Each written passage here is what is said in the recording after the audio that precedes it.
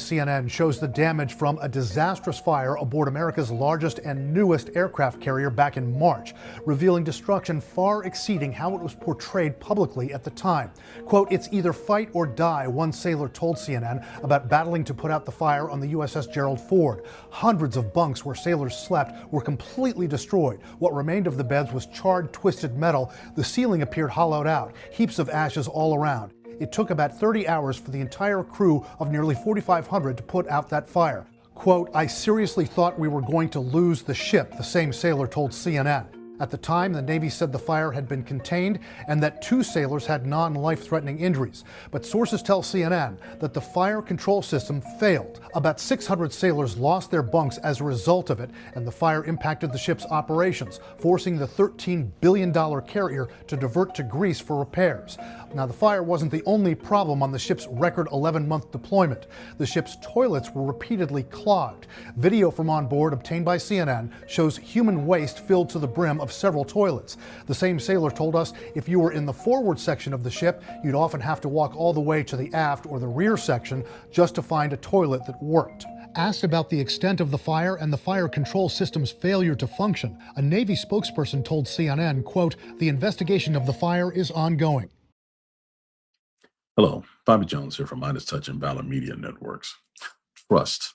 It's a very simple word. It's a very simple concept, but the weight that it carries in everyday life is significant. You have to have trust in relationships, business transactions, how one just generally lives their life. Well, in the particular case of the United States and its military, trust has been a cultural backbone since the military was formed in 1775. Why am I bringing all this up? Well, I'm doing so because President Donald Trump has a trust problem, not just with the American people, well documented, but he has a trust problem with the American military.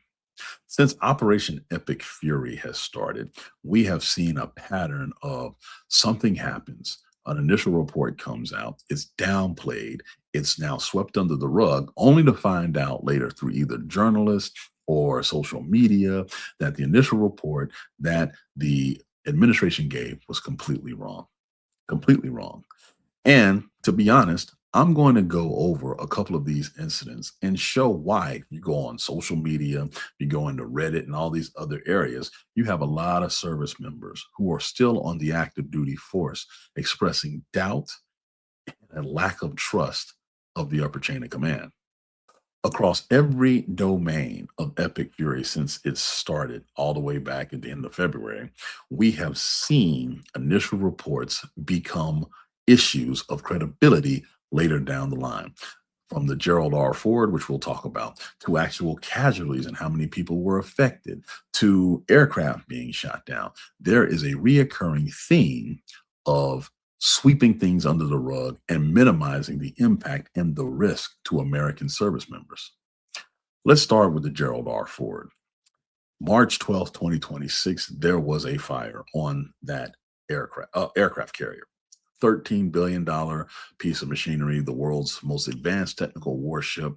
And the initial claim that came out of the United States Central Command was no damage to propulsion, carrier remains fully operational. That's interesting because we then find out weeks later, especially after they return, that that may not have been true. Sure, the carrier was still able to operate and meet those basic requirements.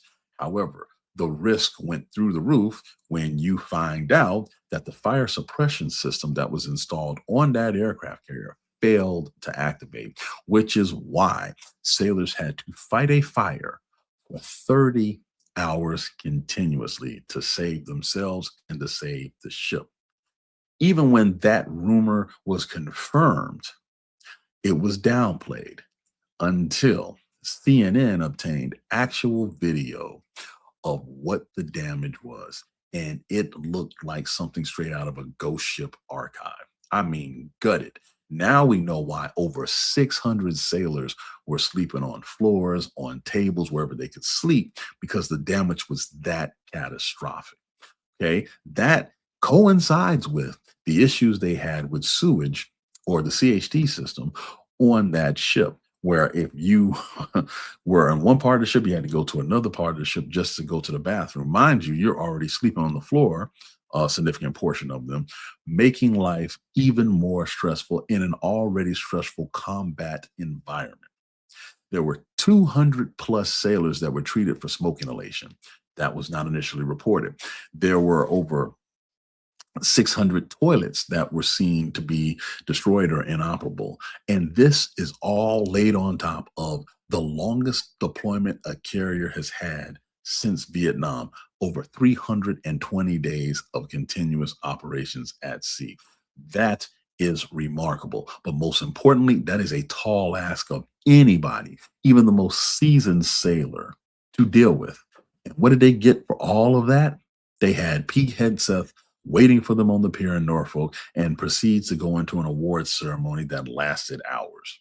None of those sailors wanted to be there. They wanted to go home and see their families after being extended multiple times on deployment.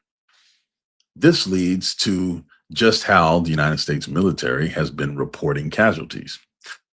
It's one thing for casualties to happen, it's another thing to be truthful with the people who are actually injured and their families, what's going on. Well, the casualty count of this conflict has fluctuated dramatically. When the April 8th ceasefire happened, we had a number of about 380 total casualties.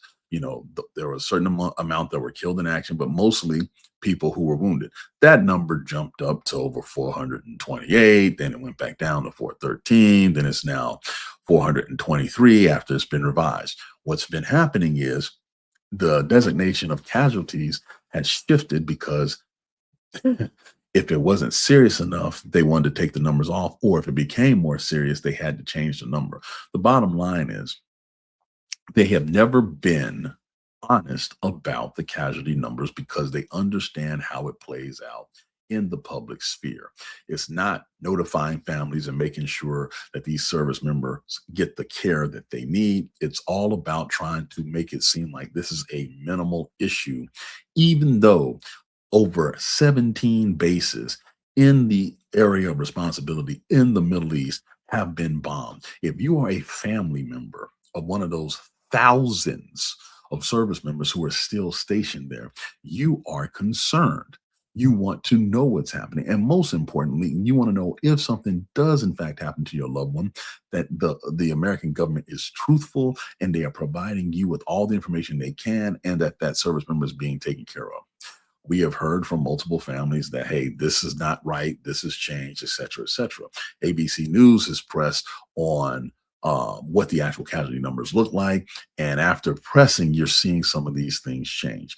The bottom line is you're talking about almost over 700 troops who have been wounded or maybe, killed total together. And yet the CENTCOM and the president have said it's only 400, this, that, and the other. And of course, this is from the same man who famously said that a few people had concussions during his first term when Erbil Air Base in Iraq got hit, when it actually turned out they were traumatic brain injuries. So we don't know what's going on with the equipment, and now we don't know what's going on with the people. The reason I'm bringing this back up is because this past week, during President Trump's appearance at the NBA Finals, where he was very rudely welcomed, uh, in passing on his return, he said that a U.S. Army Apache helicopter had been shot, had crashed, but these pilots had been retrieved. Now, he specifically said it went down, only to find out later that it was in fact shot down. And when it was revealed that it was shot down, an immediate escalation in the Strait of Hormuz and the Persian Gulf followed. The fact is, if you hear of any type of equipment casualty now, you have to look at it with a grain of salt, because the initial instinct of the White House is to bury it. This, of course, goes right in line with the whole Pentagon press corps and how they've been treated ever since this operation has started. But understand, here is the pattern that you're going to see moving forward as this thing escalates, depending on if a peace deal or a ceasefire happens. Number one, you'll get the initial claim. Number two, you'll get the quiet revision, i.e., they will put out the information as it becomes more accurate, but they will not broadcast it proudly. It will not be Pete Hegseth giving a press conference changing those numbers. And then understand this only happens because the media or somebody in social media or whatever have reported or put out on social media something that contradicts. Sort of like when the F-15s got shot down with friendly fire in Kuwait, they denied that until the video of the planes going down circulated around the world. But most importantly, and the thing that everyone watching this video should be highly upset about, there's no accountability. If you have a Tomahawk strike that kills 160 girls at a school, you haven't heard Hegseth say anything about it. No one's been held accountable. When you talk about a fire that puts 600 sailors on the deck sleeping, no one said anything about it. No one's done anything about it. It's this whole mentality of when we do it, it's right no matter what. And when someone else does it, we need to prosecute them to the fullest extent of the law. It's unbelievable, it's unbecoming, and it's how a military force starts to unwind at the seams.